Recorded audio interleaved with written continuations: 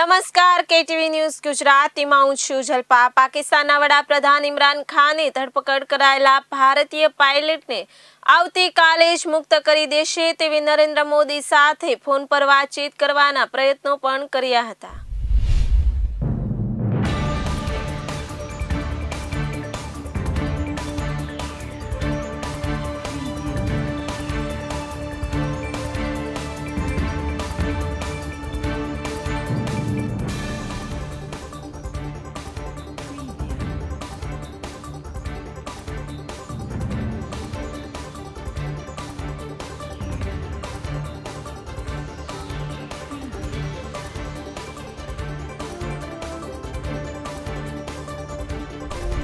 हाल समाचार प्राप्त થઈ રહ્યા છે। આવતીકાલે ભારતીય પાયલટને પાકિસ્તાન છોડશે। પાકિસ્તાનના પ્રધાનમંત્રી ઇમરાન ખાને સંસદમાં જાહેરાત કરી।